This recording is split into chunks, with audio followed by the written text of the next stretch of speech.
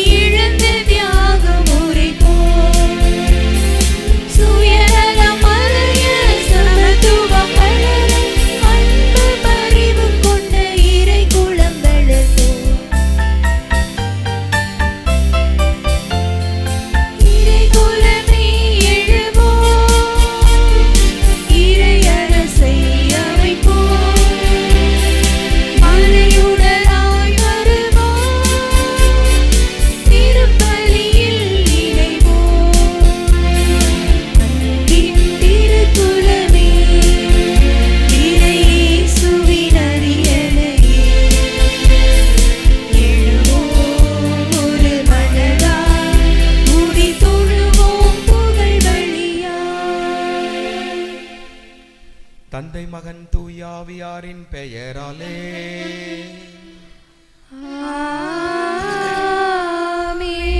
நம் ஆண்டவராகிய இயேசு கிறிஸ்துவின் அருளும் கடவுளின் அன்பும் தூய ஆவியாரின் நட்புறவும் உங்கள் அனைவரோடும் இருப்பதாக.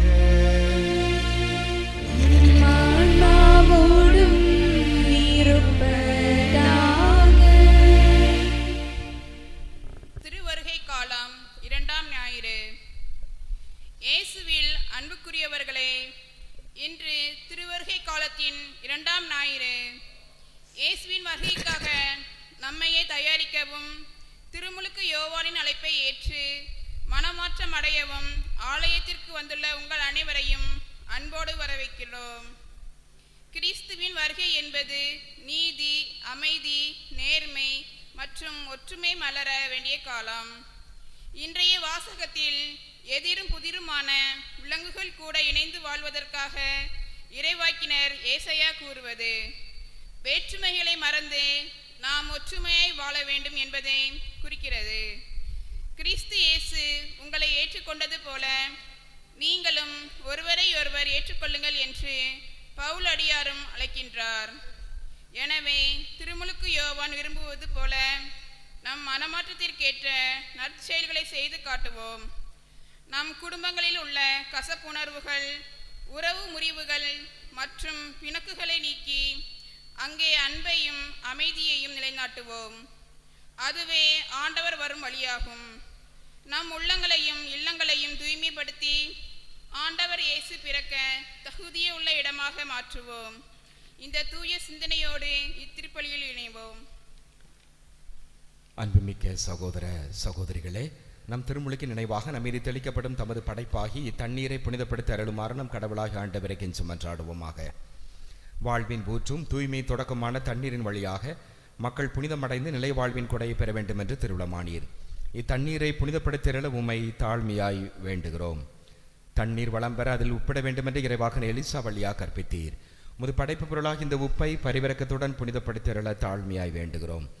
ஆண்டவரே, உப்பு கலந்த தண்ணீர் தெளிக்கப்படும் இடமெல்லாம் தீயோனின் தாக்குதல் அனைத்தும் தோல்வியற செய்வீராக. உம் தூய ஆவியார் உடனிருந்து எங்களை இடையராது காத்தருள்வாராக. எங்கள் ஆண்டவராகிய கிறிஸ்து வழியாக மன்றாடுகிறோம். ஆமென்.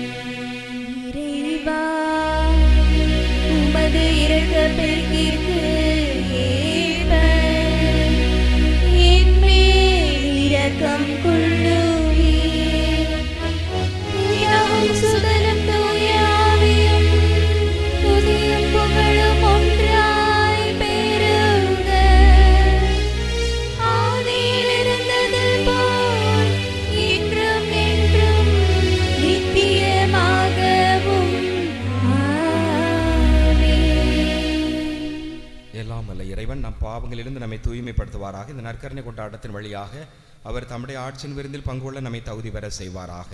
ஆமென். மன்றாடுவோமாக. எல்லாம் வல்லவரும் இரக்கமுள்ளவருமான இறைவா, உம் திருமகனை எதிர்கொள்ள விரைந்து செல்வோரை உலகம் சார்ந்த செயல்கள் எவையும் தடை செய்யாதிருப்பனவாக. விண்ணக ஞானத்தின் படிப்பினையோ எங்களை அவருடைய தோழமை கொள்ள செய்வதாக. உம்மோடு தூய ஆவியாரின் ஒன்றிப்பில் இறைவனாய் என்றென்று வாழ்ந்து ஆட்சி செய்கின்ற அவர் வழியாக உம்மை மன்றாடுகிறோம்.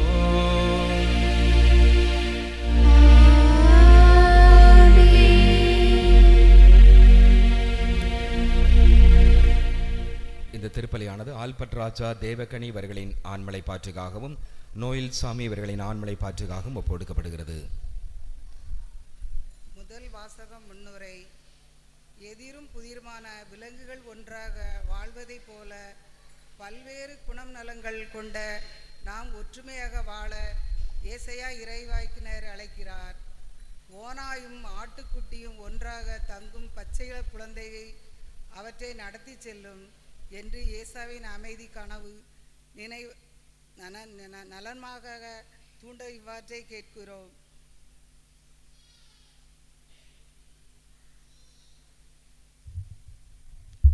முதல் வாசகம். நேர்மையோடு ஏழைகளுக்கு நீதி வழங்குவார். இறைவாக்கினர் எசாயா நூலிலிருந்து வாசகம். அதிகாரம் 11, இறை வார்த்தைகள் 1 முதல் 10 முடிய. இறைவாக்கினர் எசாயா நூலிலிருந்து வாசகம். அதிகாரம் 11, இறை வார்த்தைகள் 1 முதல். ஆண்டவரே பேசும், ஆண்டவரே பேசும். ஆண்டவருக்குரிய நாளில் ஈசா என்னும் அடிமரத்திலிருந்து துளிர் ஒன்று துளிர்விடும். அதன் வேர்களிலிருந்து கிளை ஒன்று வளர்ந்து கனி தரும். ஆண்டவரின் ஆவி அவர்கள் மேல் தங்கியிருக்கும். ஞானம், மெய்யுணர்வு, அறிவுரைத்திறன், ஆற்றல், நுண்மதி, ஆண்டவரை பற்றிய அச்ச உணர்வு இவற்றை அந்த ஆவி அவருக்கு அருளும். அவரும் ஆண்டவருக்கு அஞ்சி நடப்பதில் மகிழ்ந்திருப்பார். கண் கண்டதை கொண்டு மட்டும் அவர் நீதி வழங்கார். காதால் கேட்டதை கொண்டு மட்டும் அவர் தீர்ப்பு செய்யார். நேர்மையோடு ஏழைகளுக்கு நீதி வழங்குவார். நடுநிலையோடு நாட்டின் எளியோரது வழக்கை விசாரிப்பார். வார்த்தை என்னும் கோலினால் கொடியவரை அடிப்பார். உதட்டில் எழும் மூச்சினால் தீயோரை அழிப்பார். நேர்மை அவருக்கு அரைக்கச்சை, உண்மை அவருக்கு இடைக்கச்சை. அந்நாளில் ஓநாய் செம்மறியாட்டு குட்டியோடு தங்கியிருக்கும். அக்குட்டியோடு சிறுத்தை புலி படுத்துக்கொள்ளும். கன்றும் சிங்கக்குட்டியும் கொழுத்த காளையும் கூடி வாழும். பச்சிளம் குழந்தை அவற்றை நடத்தி செல்லும். பசுவும் கரடியும் ஒன்றாய் மேயும். அவற்றின் குட்டிகள் சேர்ந்து படுத்து கிடக்கும். சிங்கம் மாட்டை போல் வைக்கோல் தின்னும். பால் குடிக்கும் குழந்தையை விரியன் பாம்பின் வலையில் விளையாடும். பால்குடி மறந்த பிள்ளை கட்டுவிரியன் வலையினுள் தன் கையை விடும். என் திருமலை முழுவதிலும் தீமை செய்வார் எவருமில்லை. கேடு விளைவிப்பார் யாருமில்லை. ஏனெனில் கடல் தண்ணீரால் நிறைந்திருக்கிறது போல மண்ணுலகும் ஆண்டவராம் என்னை பற்றிய அறிவால் நிறைந்திருக்கும்.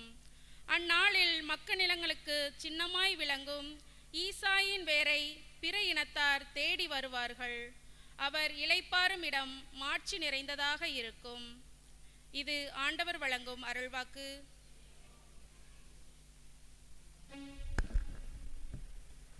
பதிலுரை பாடல். திருப்பாடல் 72 வசனங்கள் 1 முதல் 2, 7 முதல் 8, 12 முதல் 13 மற்றும் 17. திருப்பாடல் 72.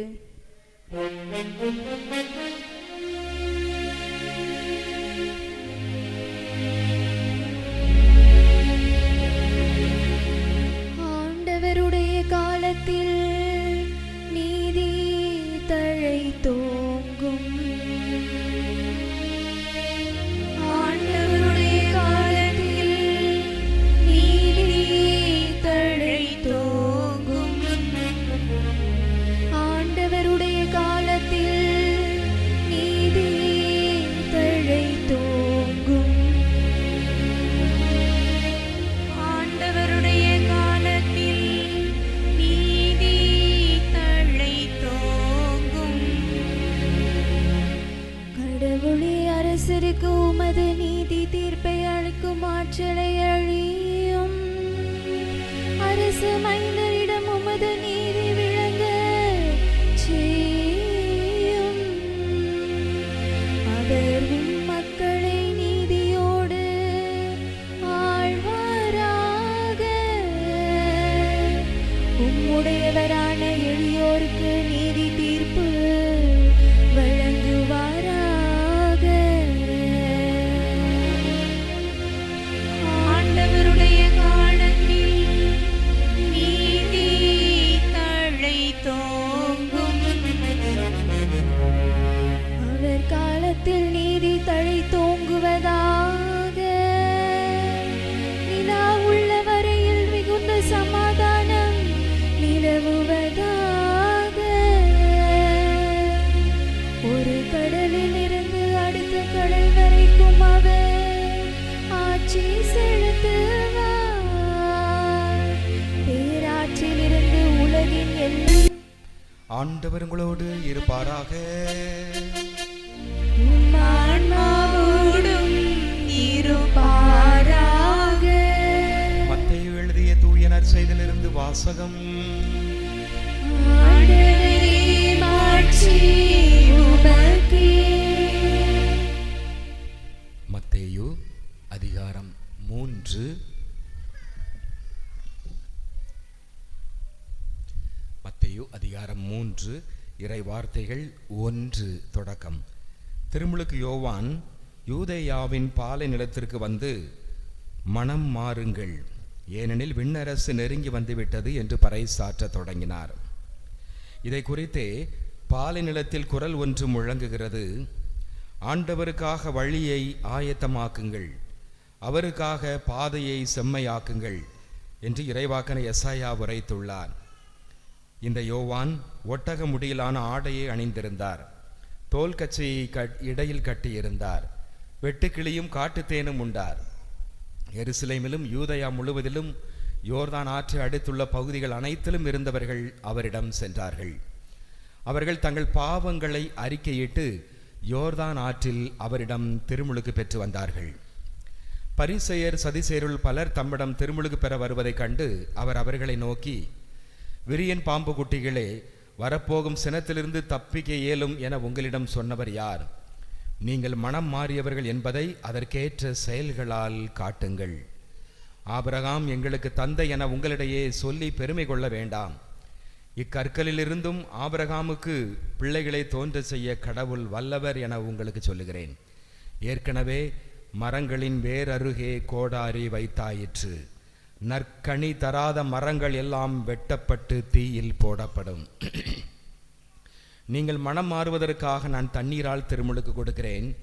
எனக்கு பின் ஒருவர் வருகிறார், அவர் என்னை விட வலிமை மிக்கவர். அவருடைய மிதியடிவாரை அவிழ்க்க கூட நான் தகுதியற்றவன். அவர் தூய ஆவி என்னும் நெருப்பால் உங்களுக்கு திருமுழுக்கு கொடுப்பார். அவர் சுளகை தம் கையில் கொண்டு கோதுமையும் பதரையும் பிரித்தெடுப்பார்.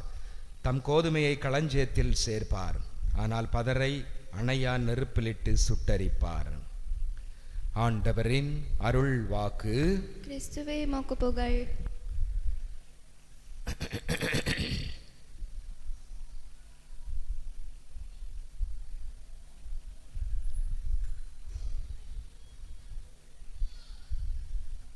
இயேசுவில் பிரியமான சகோதர சகோதரிகளே,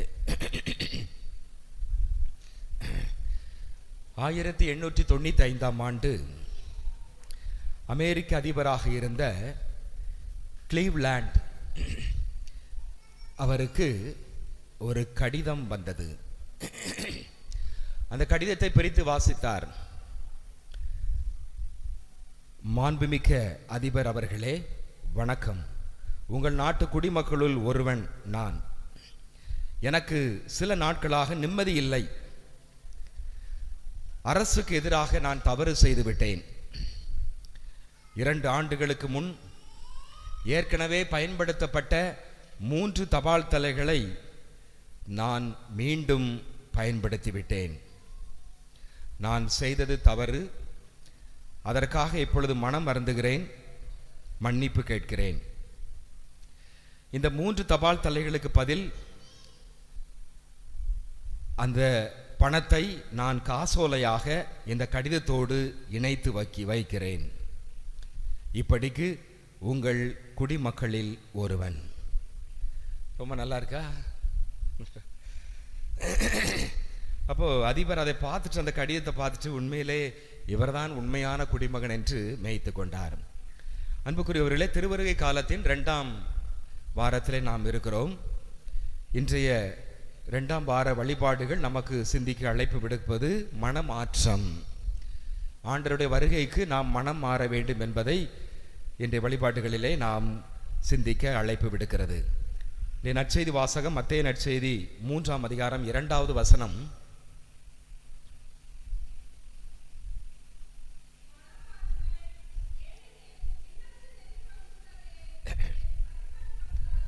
திருமுழுக்கு யோவான் அங்கு பாலைவனத்திலே மக்களுக்கு நற்செய்தி அறிவிக்கிறார், மக்களுடைய வருகைக்காக தயாரிக்கிறார். அவர் சொன்ன முதல் வார்த்தை மனம் மாறுங்கள், ஏனெனில் விண்ணரசு நெருங்கி வந்துவிட்டது. 6வது வசனம்.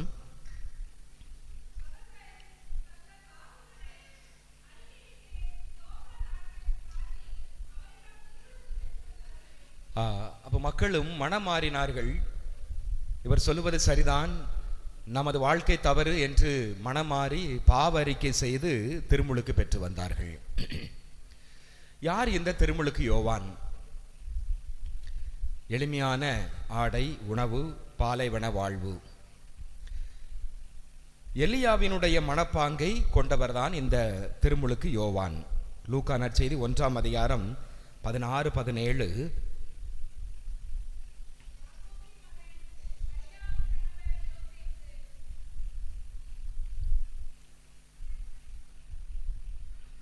லூக்கா 1:16-17.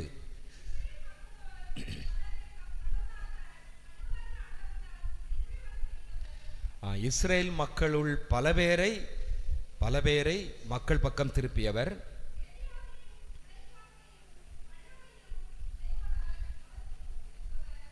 எலியாவினுடைய மனப்பாங்கையும் உளப்பாங்கையும் கொண்டு மக்களை வழிநடத்தியவர்.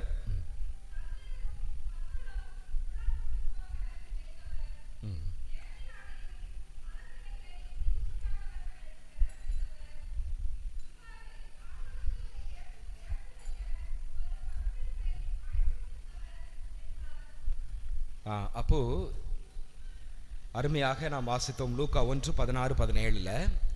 இந்த திருமுழுக்கு யோவான் எப்படிப்பட்டவர்? எலியாவின் மனப்பாங்கை கொண்டவர். எலியா எப்படி மக்களை பாகால் தெய்வத்திலிருந்து விடுவித்து உண்மையான கடவுள் பக்கம் திருப்பினார், அதே போல இஸ்ரேல் மக்களை உண்மையான கடவுள் பக்கம் திருப்பினார். நல்ல ஒரு பணியை செய்து வந்தார் என்று நாம் வாசித்தோம். இரண்டாவது, இயேசுவின் வார்த்தைகளிலே இயேசு இவரை பற்றி எலியா என்று சொல்லுகின்றார். திருமுழுக்கு யோவானை எலியா என்றே சொல்லுகிறார். மத்தேயு நற்செய்தி 17:12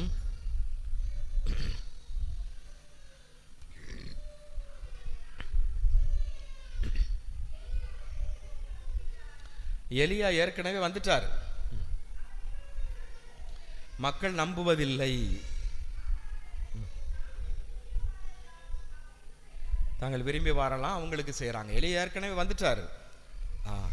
அது தொடர்ந்து வாசித்தால் அந்த எலியா யார் அப்படின்னா திருமுழுக்கு யோவானை பற்றி தான் பேசினார் என்று. அப்போது மக்களுக்கு தெரியல, எலியா ஏற்கனவே வந்துட்டார், திருமுழுக்கு யோவான். மக்கள் தான் அவரை நம்பவில்லை, ஏற்றுக்கொள்ளவில்லை. அப்போ இயேசுவின் வார்த்தைகளில் திருமுழுக்கு யோவான் எலியா. மூன்றாவது, இயேசு இவரை பெருமையாக பெரிய மனிதராக உயர்த்துகிறார். லூக்கா நற்செய்தி 7:28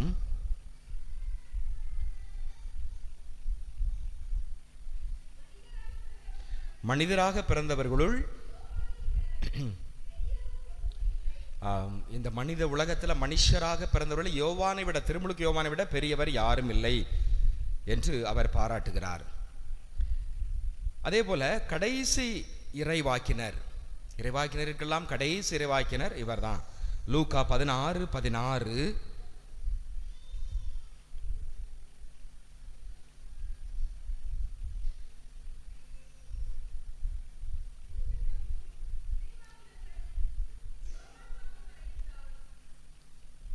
அப்ப யோவான் தான் கடைசி இறைவாக்கினர். யோவான் காலம் வரைதான் திருச்சட்டமும் இறைவாக்கினர்களும். அப்ப இவர்தான் கடைசி இறைவாக்கினர் என்று நாம் சொல்லுவதை நாம் பார்க்கின்றோம்.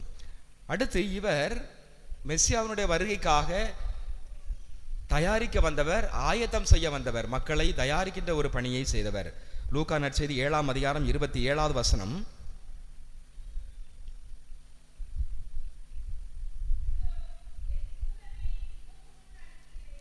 இதோ என் தூதனை உமக்கு முன் அனுப்புகிறேன்,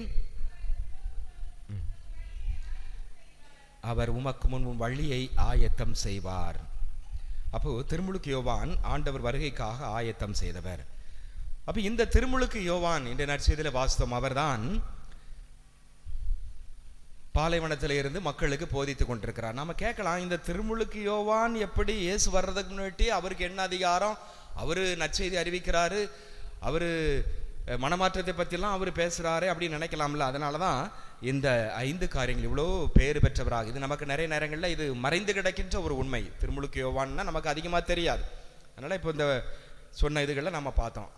எனவே இந்த அதிகாரத்தை வைத்துக்கொண்டு, எந்த ஒரு மரியாதையை வைத்துக்கொண்டு அவர் பாலைவனத்திலே மக்களுக்கு போதிக்கிறார், மனம் திரும்ப வேண்டும் என்று. எல்லோருமே மனம் திரும்புகிறார்கள். அப்போ உண்மையான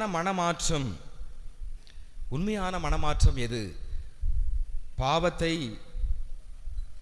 அறிந்து அதற்காக மனம் வருந்துதல் அதுவா? இல்லை, அது உண்மையான மனமாற்றம் அல்ல. பாவத்திற்காக மனம் வருந்தி பாவ அறிக்கை செய்வது உண்மையான மனமாற்றம் அல்ல. மீண்டும் அதே பாவத்தை செய்யாமல் இருப்பது, நற்செயல்களால் நம்மை அணி செய்வது, இதுதான் உண்மையான மனமாற்றம். அப்போ செய்த பாவத்தை மீண்டும் செய்யாமல் இருந்து நற்செயல்கள், நற்கனி கொடுப்பது, அதுதான் உண்மையான மனமாற்றம். மத்தேயு நற்செய்தி 3:8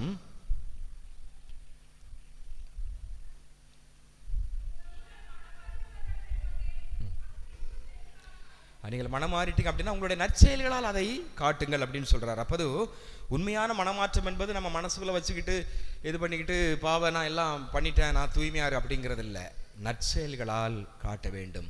செய்த பாவத்தை மீண்டும் செய்யக்கூடாது. எல்லோரும் மனம் மாற வேண்டும். மனமாற்றம் எனக்கு தேவையில்லை, என்னுடைய எதிரிக்கு தான் தேவை. மருமகள் சொல்லுவார், ஏன்னா நான் மாமியாரை மனமாற்றிடும் ஆண்டவரே அப்படின்னு சொல்லி ஜெபம் செய்வாள்.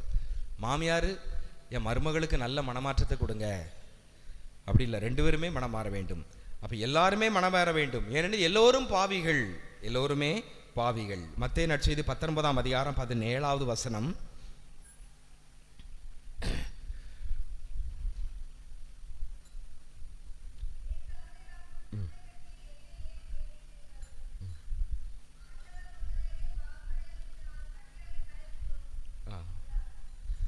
மத்தேயு 19:17.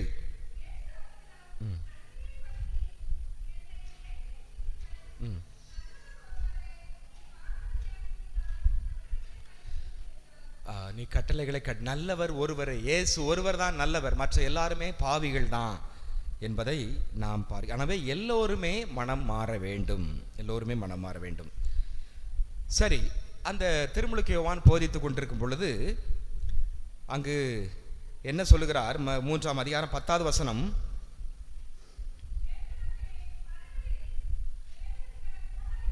கோடாரி வைத்தாயிடுச்சு மரத்துக்கு அடியில் வேறு பக்கத்தில். நற்கனி தராத மரங்கள் வெட்டப்பட்டு தீயிலிட்டு அழிக்கப்படும். அப்போ கனி கொடாத மரம் வெட்டப்படும். அப்போ மனமாற்றம், மனமாற விரும்பாதவர்கள் அழிக்கப்படுவார்கள். இப்போ அந்த கூட்டத்தில் சதிசேயர்கள் பரிசேயர்கள் இருந்தார்கள். அவங்கள பார்த்தா சொல்றாரு, விரியன் பாம்பு குட்டிகளே, நாங்கள் ஆபிரகாம் வழி வந்தவர்கள், எங்களுக்கு மனமாற்றம் தேவையில்லை அப்படின்ட்டு அவர்கள் நினைத்திருந்தார்கள். அப்போ எல்லாரும் மனமாற வேண்டும், நீங்களும் மனமாற வேண்டும். மனமாற்றம் தேவையில்லை, மனமாறலை அப்படின்னா அந்த வடிமரத்திலே கோடாரி வைத்தாயிற்று, உங்களுக்கு கால அவகாசம் கொடுக்கப்படும் என்று அவர் சொல்லுகிறார். யோவான் நற்செய்தி 15ஆம் அதிகாரம் 8வது வசனம்.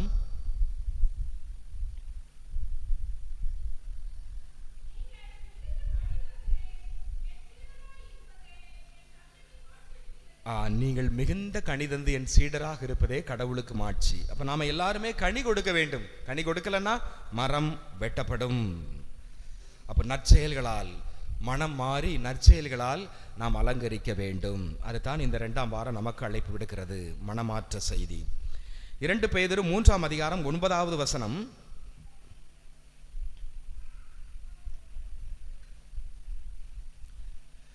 பேதுரு 3:9.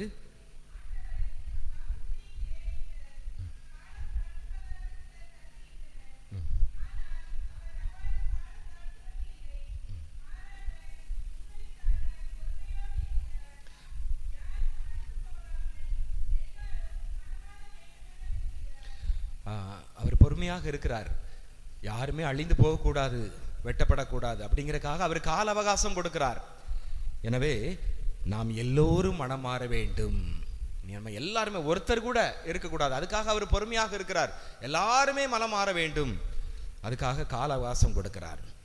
உரோமையர் 2ஆம் அதிகாரம் 6வது வசனம்.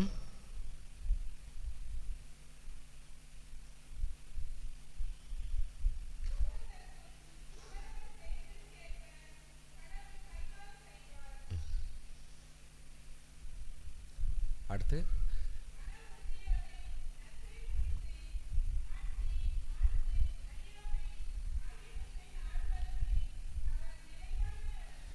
அப்போ நம்ம நற்செயல்களால் அலங்கரிக்க வேண்டும். அப்போ நம்ம பாவம், நீங்கள் மனம் மாறியவர்கள் என்பதை உங்கள் நற்செயல்களால் காட்டுங்கள். அப்போ நற்செயல்களால் நாம் காட்ட வேண்டும்.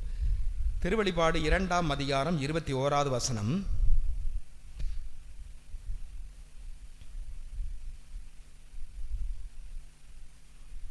திருவெளிப்பாடு 2:21.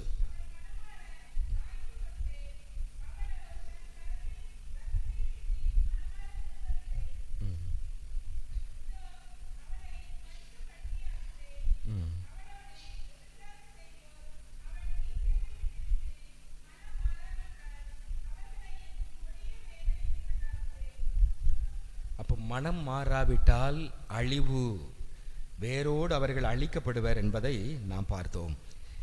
எசேக்கியேல் 18ஆம் அதிகாரம் 21வது வசனம்.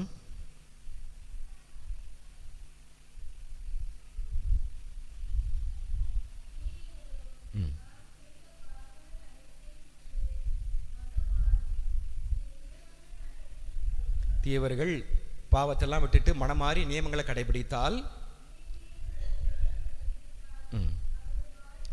அவர்கள் வாழ்வது உறுதி, சாக மாட்டார்கள். அப்ப கடைபிடிக்கலன்னா அழிவு. அவருடைய கட்டளைகளை கடைபிடித்து மனமாறிட்டோம்னா அவர்கள் வாழ்வர்.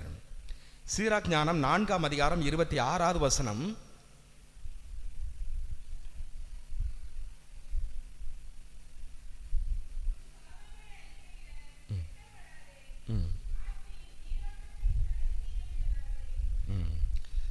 எனவே நாம் மனம் மாறியவர்களாக வாழ வேண்டும். செய்த பாவத்திலே மீண்டும் மீண்டும் செய்யாமல் நாம் நற்செயல்களால் அணி செய்ய வேண்டும் என்பதை நமக்கு அறிவுறுத்துகிறது. இன்றைய முதல் வாசகத்திலே எசாயா 11ஆம் அதிகாரம் 1 to 10 முறை உள்ள பகுதிகளிலே நாம் வாசித்தோம். அங்கு முதல் வசனம் வாசியுங்கள்.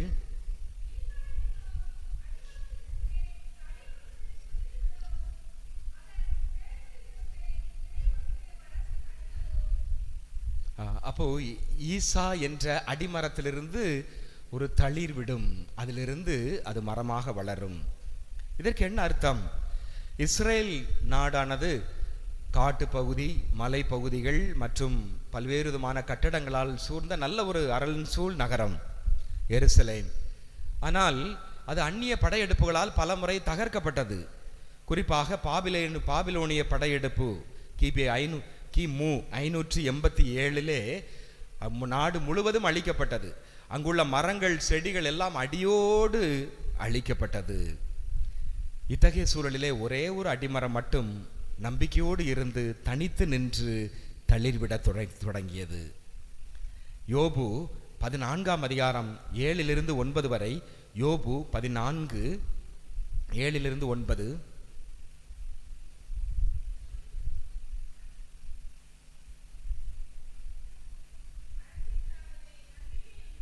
மரத்திற்காவது நம்பிக்கை உண்டு, தரிக்கப்பட்டால் மீண்டும் துளிர்க்கும்.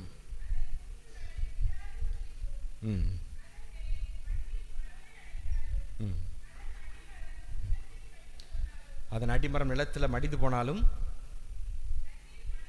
தண்ணீர் மனம் பட்டதும் அது துளிர்க்கும், கிளைகள் விட்டு மரமாக வளரும்.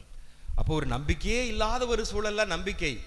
இப்போ என்ன சொல்றாரு அப்படின்னா, இந்த இஸ்ரேல் மக்கள் பாபிலோனிலே அடிமையிலாக இருந்து நம்பிக்கை இல்லாம ஒரு எதிர்காலத்தை பற்றிய ஒரு அச்சத்தோடும் அப்படியே அடிமரம் எல்லாம் வெட்டப்பட்டது போல அவங்க வாழ்க்கையும் வெட்டி கருகி போனது.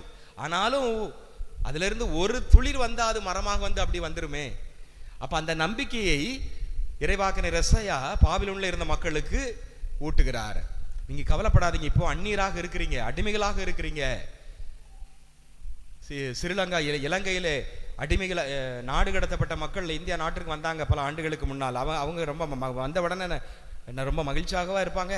அவங்க நாட்டை விட்டுட்டு பிள்ளைகளை விட்டுக்கிட்டு குண்டடிப்பட்டு எவ்வளவு கஷ்டமான ஒரு நிலை, அப்படிதான் இவங்க இருந்தாங்க. அப்ப அந்த நிலையில ஒரு அருமையான ஒரு நம்பிக்கை செய்தியை இறைவாக்கினர் எசாயா உரைக்கிறார். கவலைப்படாதீங்க, மீண்டும் நீங்கள் நாடு திரும்புவீர்கள், உங்களுக்கென ஒரு மெஸ்ஸியா வருவார், உங்கள் வாழ்வு வளமையடையும் என்ற ஒரு நம்பிக்கையின் செய்தியை இறைவாக்கினர் எசாயா ஊட்டுவதை இந்த ஈசாவின் அடிமரத்திலிருந்து சொல்லப்படுகிறது. அப்ப ஈசாய் என்பவர் யார்? அவர் தாவீதினுடைய தந்தை. தாவீதினுடைய தந்தை தான் ஈசாய். ரூத்து 4ஆம் அதிகாரம் 22ஆம் வசனம், 1 சாமுவேல் 16:1 நாம பார்க்கிறோம். இந்த ஈசாய் ஒரு விவசாயி. இந்த ஈசாயினுடைய மகன் தாவீது ஆடு மாடு மேய்க்கக்கூடியவராக அவர் இருந்தார். தாவீதினுடைய வழிமரபிலே தோன்றியவர் தான் ஆண்டவராகி இயேசு கிறிஸ்து. அப்ப ஈசாய் தான் அடிமரம். அதிலிருந்து ஒரு துளிர்க்கும் அடிமரத்திலிருந்து அந்த துளிர் தான் இயேசு. அந்த துளிர் தான் இயேசு. அவர் வந்து உங்களை மீட்பார், அவர் தான் மெஸ்ஸியா, அவர் தான் பிறக்க போகின்ற மெஸ்ஸியா என்று முதல் வாசகத்திலே அருமையாக சொல்லப்படுகிறது. 2வது வசனத்தில் அவர் ஆவியால் நிறைந்திருப்பார். மெஸ்ஸியா ஆவியால், பரிசுத்த ஆவியால் நிறைந்திருப்பார். எனவே உங்கள் வாழ்க்கை மலரும், தூயதாக மாறும் என்று சொல்லப்படுகிறது. திருப்பாடல் 51:10.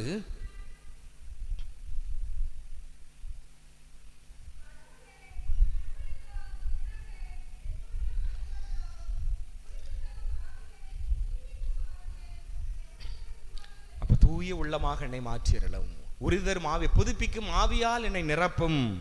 எனவே இந்த கிறிஸ்து பிறப்புக்காக ஆயத்தமாக இருக்கிறோம். நமது வாழ்வு மனமாற்றம், நமது வாழ்வு ஒரு புதிய துளிராக, ஒரு மலராக மலர்ந்து புத்துயிர் பெற்ற ஆவியால் நாமும் நிரப்பப்பட வேண்டும். லேவியர் 19ஆம் அதிகாரம் 2வது வசனம்.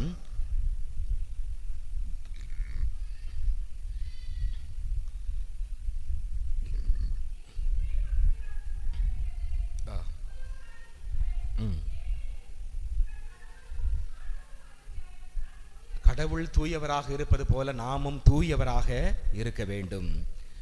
யோனா 3ஆம் அதிகாரம் 5வது வசனம்.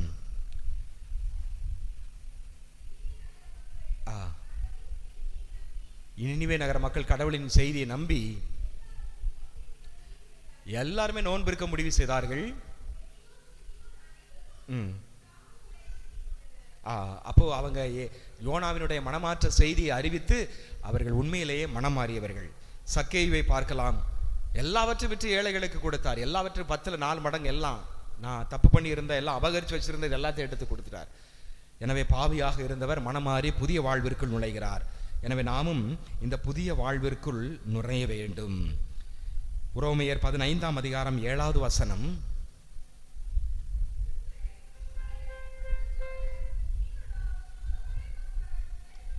ஆண்டவர் நம்மளை ஏற்றுக்கொண்டார். நாம் பாவிகள் தான், நம்மகிட்ட சில பலவீனங்கள் இருக்கும்.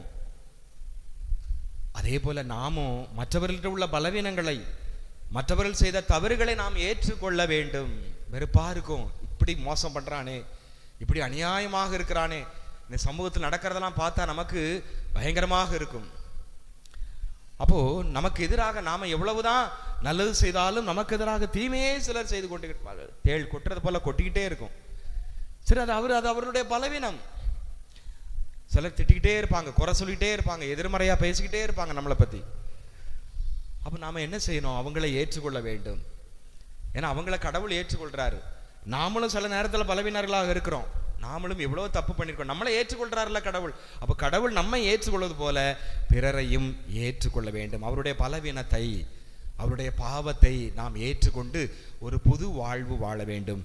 எனவே அன்புக்குரியவர்களே, இந்த 2ஆம் வாரத்தில் நாம் இருக்கிறோம். இயேசுவினுடைய வருகைக்காக நாம் தயாரிப்போம். மனமாற்றம், உள்ள மாற்றம், தூய வாழ்வு, பரிசுத்த ஆவியால் நிறைந்த ஒரு புதிய வாழ்விற்குள் நாம் அடியெடுத்து வைப்போம். அதற்கு தேவையான வரம் வேண்டி நாம் அந்த வழிபாட்டிலே பங்கெடுப்போம். ஆம்.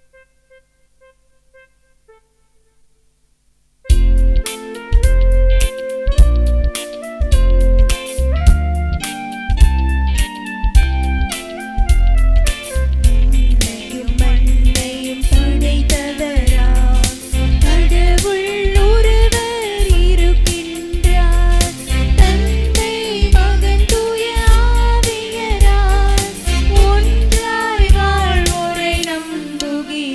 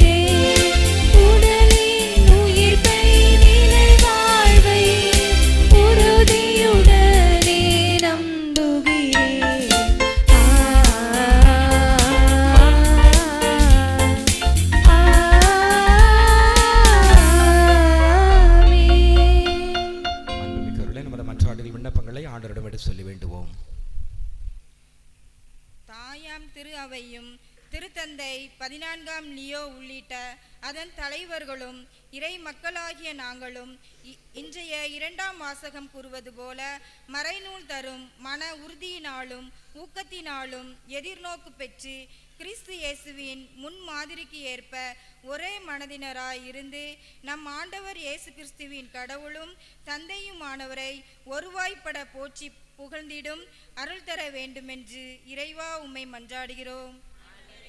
மன்றாட்டை கேட்டருளும். திருவுருகை கால தயாரிப்பு வளையத்தின் 2ஆம் மெழுகுத்திரியை அமைதியின் மெழுகுத்திரியாக சமுதாயத்தின் மெழுகுத்திரியாக ஏற்றுகிற இந்த நாளில் இன்றைய முதல் வாசகம் சித்தரிக்கக்கூடிய ஓநாயும் செம்மறி ஆட்டுக்குட்டியும் சிறுத்தை புலியும் கன்றும் சிங்கக்குட்டியும் கொளுத்த காளைகளும் கூடி வாழ்கின்ற அமைதியின் சூழல் உருவாகவும் போர்களும் வன்முறை செயல்களும் தீவிரவாதமும் முற்றிலும் மறைந்து சமாதானமும் தழைக்கும் பூமியாக இவ்வுலகம் மாறவும் அமைதியின் அரசராய் பிறந்த குழந்தைகளாகிய நாமும் ஒன்றாக வழிபடவும் வேண்டுமென்று இந்த இறைவா உம்மை மன்றாடுகிறோம். ஆண்டவரே, எங்கள் மன்றாட்டை கேட்டருளும். உலகையும் எம் நாட்டை ஆளும் தலைவர்கள் அனைவரும் ஞானம், மெய்யுணர்வு, அறிவுரை திறன், ஆற்றல், நுண்மதி, ஆண்டவரை பற்றிய அச்ச உணர்வு ஆகியவற்றை பெற்றவர்களாய் நேர்மையை அரைக்கச்சையாகவும் உண்மையை இடைக்கச்சையாகவும் அணிந்து ஏழைகளுக்கு இறங்கி அனைவருக்கும் நீதி வழங்கி நடுநிலையோடு ஆட்சி செய்யும் அருள் தர வேண்டுமென்று இறைவா உம்மை மன்றாடுகிறோம். ஆண்டவரே, எங்கள் மன்றாட்டை கேட்டருளும். கடந்த கால அனுபவங்களால் டிசம்பர் மாதம் என்றதுமே அஞ்சுகிற எங்களுக்கு இந்த ஆண்டு எந்தவிதமான இயற்கை சீற்றமோ அதனால் ஏற்படும் அழிவோ இல்லாமல் காக்குமாறும் நாங்கள் அனைவருமே கிறிஸ்து பிறப்புக்காக எம்மையை மகிழ்ச்சியுடன் தயாரிக்கவும் ஏழைகளோடு பகிர்வதன் மூலம் அவர்களுக்கும் மகிழ்ச்சி தர வேண்டுமென்று இறைவா உம்மை மன்றாடுகிறோம். ஆண்டவரே, எங்கள் மன்றாட்டை கேட்டருளும். இங்கே கூடியுள்ள நாங்கள் அனைவரும் மனமாறுங்கள், ஏனெனில் விண்ணரசு நெருங்கி வந்துவிட்டது என்கிற திருமுழுக்கு யோவானின் குரலை கேட்டு மனமாற்றத்தின் பாதையில் பயணிக்கவும் நற்கனி தராத மரங்கள் எல்லாம் வெட்டப்பட்டு தீயில் போடப்படும் என்கிற எச்சரிக்கையை உணர்ந்தவர்களாய் நற்செயல் புரியும் நல்லவர்களாக வாழ வரம் தர வேண்டும் என்று இறைவா உம்மை மன்றாடுகிறோம். ஆண்டவரே, எங்கள் மன்றாட்டை கேட்டருளும்.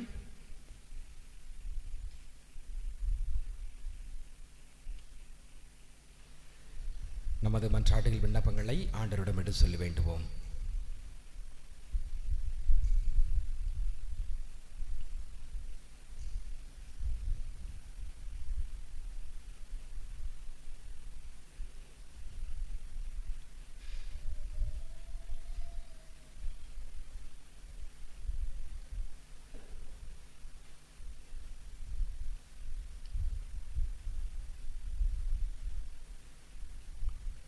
என்றும் வாழும் இல்லாமல் இறைவா, இதோ உமது பிள்ளைகளாக நாங்கள் அனைவரும் விரும்பி கேட்டது மன்றாட்டுகளை தயவாய் ஏற்றங்களுக்கு தந்திரல வேண்டும் என்று எங்கள் ஆண்டவராகிய கிறிஸ்து வழியாக மன்றாடுகிறோம்.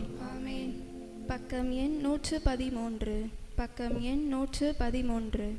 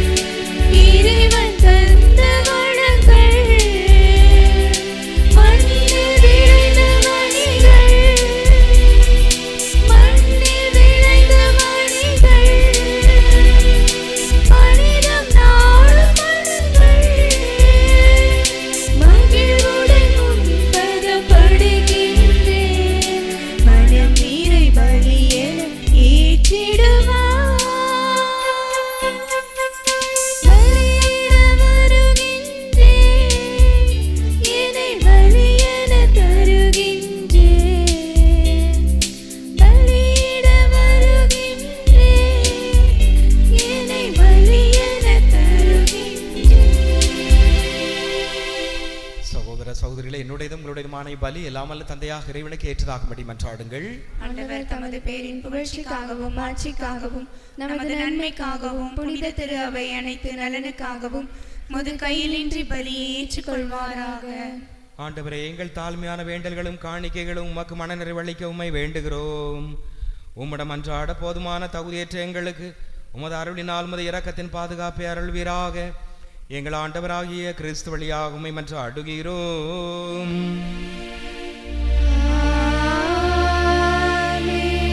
ஆண்டவர் உங்களோடு இருப்பாராக.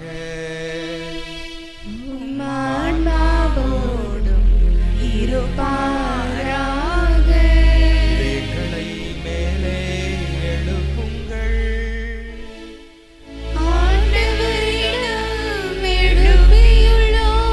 நம் இறைவனாகிய ஆண்டவருக்கு நன்றி கூறுவோம்.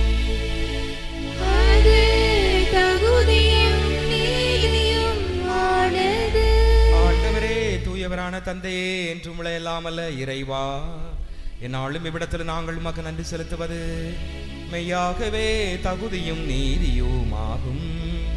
எங்கள் கடமையும் மீட்புக்குரிய செயலுமாகும். இறைவாக்கினர் அனைவரின் திருவுரைகள் கிறிஸ்துவை முன்னறிவித்தன. சொல்லற்கரிய அன்புடன் கன்னித்தாய் அவரை தம் திருவயிற்றில் தாங்கினார். அவர் வரவிருக்கிறார் என யோவான் அறிவித்தார். வந்தபின் அவரை சுட்டி காட்டினார். நாங்கள் விழிப்போடு வேண்டுவதையும் மக்களிப்போடு தமது புகழ் பாடுவதையும் அவர் காணும் பொருட்டு தமது பிறப்பின் மறுபொருளை முன்னரே மகிழ்வுடன் எதிர்பார்த்திருக்க எமக்கு அருளினார். ஆகவே வானதூதர் புனிதர் அனைவரோடு சேர்ந்து நாங்களது மகிமையை புகழ்ந்து முடிவின்றி பாடுவதாவது: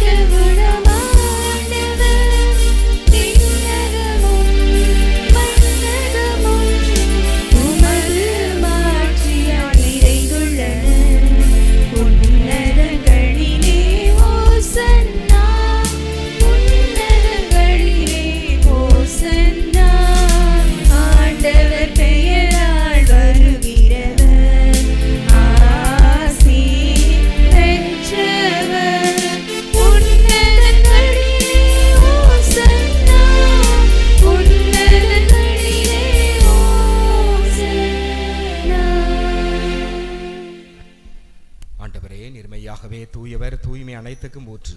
ஆகவே உம்முடைய ஆவியை பொழிந்து இக்காணிக்கைகளை தூய்மைப்படுத்த வேண்டுகிறோம். இவ்வாறுங்கள் ஆண்டவர் இயேசு கிறிஸ்துவின் உடலும் இரத்தமுமாக எங்களுக்கு இவை மார்பனவாக.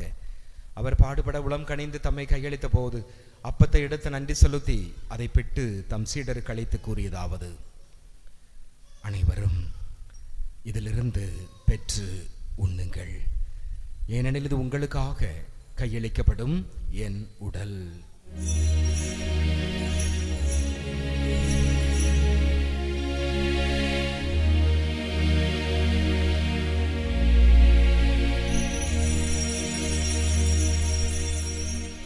அவனமே இரவு விருந்தை அருந்திய பின் கிண்ணத்தை எடுத்து மீண்டும் உமக்கு நன்றி கூறி தம் சீடர்களுக்கு அளித்து கூறியதாவது: அனைவரும் இதிலிருந்து பெற்று பருகுங்கள், ஏனெனில் இது புதிய நிலையான உடன்படிக்கைக்குரிய இரத்தத்தின் கிண்ணம். இது பாவ மன்னிப்புக்கென்று உங்களுக்காகவும் பலருக்காகவும் சிந்தப்படும். இதை என் நினைவாக செய்யுங்கள்.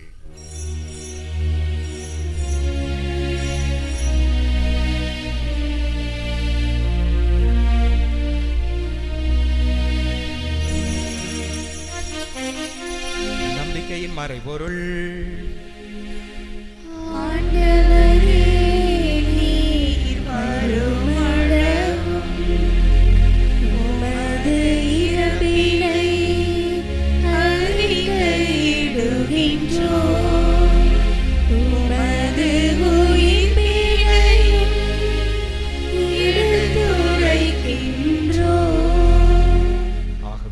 நாங்கள் கிறிஸ்துவின் இறப்பினையும் உயிர்ப்பினை நினைவு கூர்ந்து வாழ்வு தரும் அப்பத்தையும் மீட்பளிக்கும் கிண்ணத்தையும் ஒப்பு கொடுக்கிறோம். திருமுனின்று மக்கு ஊழியம் புரிய தகுந்தவர்களை ஏற்றுக்கொண்டீர், எனவே மக்க நன்றி செலுத்துகிறோம். மேலும் கிறிஸ்துவின் உடலிலும் இரத்தத்திலும் பங்கோலும் எங்களை தூய ஆவியார் ஒன்று சேர்க்க வேண்டுமென உம்மை தாழ்மையுடன் மன்றாடுகிறோம். ஆண்டவரே, உலகெங்கும் பரவிருக்கும் திரு அவை நினைவு கூர்ந்தாலும் எங்கள் திருத்தந்தை 14ஆம் லியோ, எங்கள் ஆயர் ஸ்டீஃபன், எல்லா திருநிலையினராகிய அனைவரோடும் திரு அவை அன்பில் நிறைவு பெறச் செய்தருளும். மேலும் உயிர்த்தெழும் எதிர்நோக்குடன் துயில் கொள்ளும் எங்கள் சகோதர சகோதரிகளையும் இறந்தோர் அனைவரையும் இரக்கத்துடன் நினைவு கூர்ந்து உமது திருமுக ஒளியினுள் ஏற்றருளும். எங்கள் அனைவர் மீதும் இரக்கமாயிரும். கடவுளின் கன்னித்தாயான புனித மரியா, அவருடைய கணவரான புனித யோசேப்பு, புனித திருத்தூதர்கள், இவ்வுலகிலும் அக்கோந்தவராய் இருந்தோர் ஆகிய புனிதர் அனைவரும் நாங்கள் நிலை வாழ்வில் பங்குள்ளும் தகுதி பெற்று திருமகன் இயேசு கிறிஸ்து வழியாகவே புகழ் தேய்த்து மரமருள மன்றாடுகிறோம்.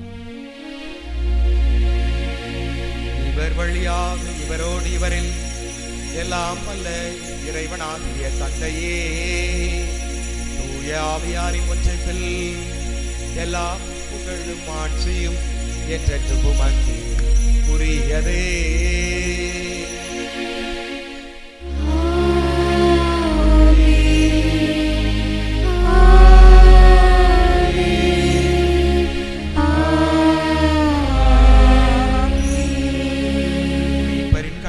கற்பிக்கப்பட்டு இறை படிப்பினையால் பயிற்சி பெற்ற நாம் துணிந்து பாடுவோம்.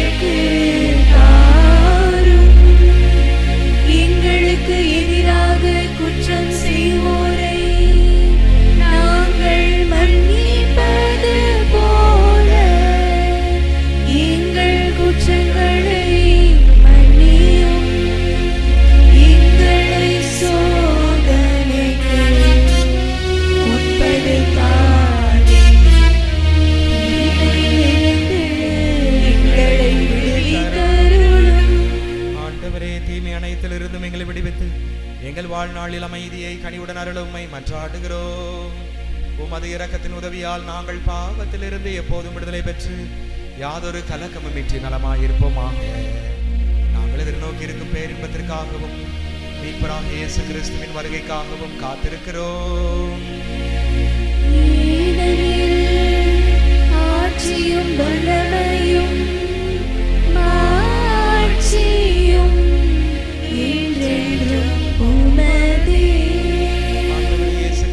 அமைதியை உங்களுக்கு விட்டு செல்கிறேன், என் அமைதியை உங்களுக்கு அளிக்கிறேன் என்றும் திருத்தூதர்களுக்கு மொழிந்தீரே.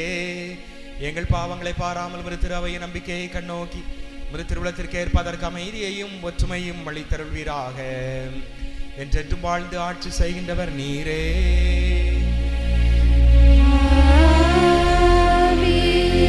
ஆண்டவருடைய அமைதி உங்களோடு என்றும் இருப்பதாக.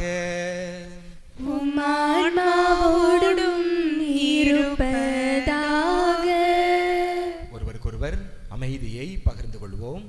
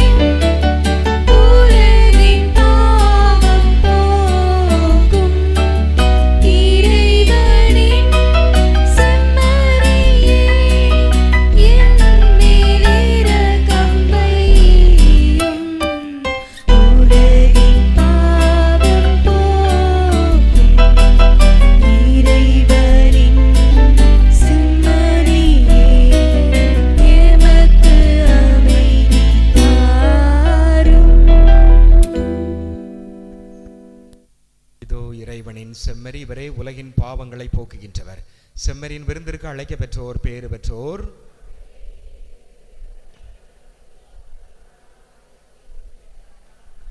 கிறிஸ்துவின் திருவுடலும் இரத்தம் என்னை காத்து முடியலால் அளிப்பதாக.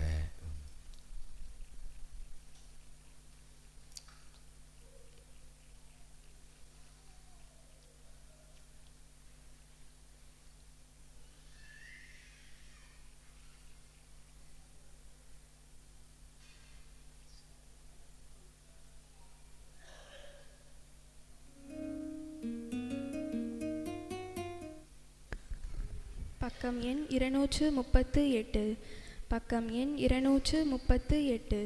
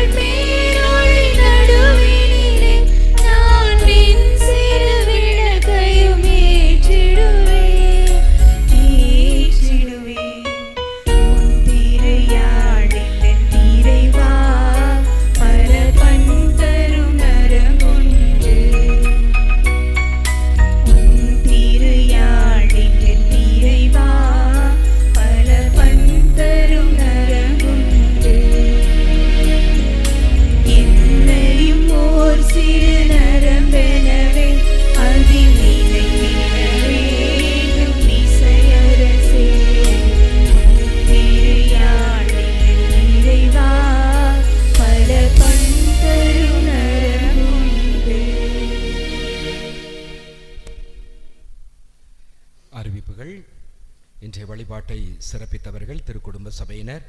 அடுத்த வார வழிபாட்டை சிறப்பிக்கக்கூடியவர்கள் சாமிநாதர் அன்பியம். டிசம்பர் மாதம் 14ஆம் தேதி ஞாயிற்றுக்கிழமை, அடுத்த ஞாயிற்றுக்கிழமை மாலை 6 மணிக்கு திருப்பலி. எனவே அந்த திருப்பலி முடிந்தவுடனே நமது ஊரிலே கிறிஸ்மஸ் விழா கலை நிகழ்வுகள் நடைபெறும். அமலோற்ப மாதா நவநாள் வருகின்ற 11ஆம் தேதி தொடங்கி 21ஆம் தேதி ஞாயிற்றுக்கிழமை திருவிழா சிறப்பாக மாதா சபை திருவிழா நடைபெறும். மாதா சபையினர் நவநாள் ஜபத்தில் இரவு 8 மணிக்கு தவறாமல் பங்கேற்குமாறு கேட்டுக்கொள்ளப்படுகிறார்கள். அடுத்த வார ஞாயிறு திருப்பலி ஞாயிறு மாலை 6 மணிக்கு நடைபெறும். நாளை காலை 9:30 மணிக்கு ஞாயிறு மறைக்கல் வகுப்புகள் நடைபெறும். இன்று திருப்பலி முடிந்ததும் மாதா சபை மற்றும் திருக்குடும்ப சபை கூட்டம் நடைபெறும். நாளை மாலை 6:15 மணிக்கு நற்செய்தி கூட்டம் நடைபெறும். நாளை சகோதரர் ஜாகர் அவர்கள் தலைமையில் வீடு சந்திப்பு நடைபெறும்.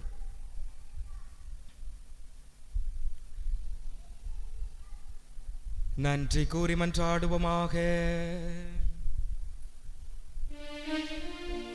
ஆண்டவரே, ஆன்ம உணவினால் நிறைவு பெற்ற நாங்கள் உம்மை தாழ்மையுடன் வேண்டுகிறோம். இம்மறை நிகழ்வுகளில் பங்கேற்பதால் நாங்கள் இவ்வுலக பொருட்களை ஞானத்துடன் மதிப்பீடு செய்யவும் விண்ணகத்திற்கு உரியவற்றை பற்றிக்கொள்ளும் எங்களுக்கு கற்றுத் தருவீராக. எங்கள் ஆண்டவராகிய கிறிஸ்து வழியாக உம்மை மன்றாடுகிறோம். ஆண்டவர் உங்களோடு இருப்பாராக.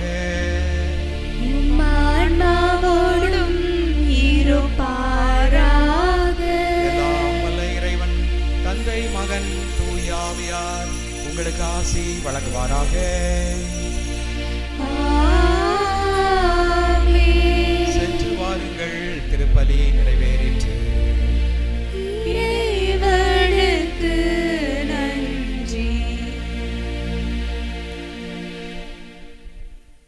பக்கம் எண் 305.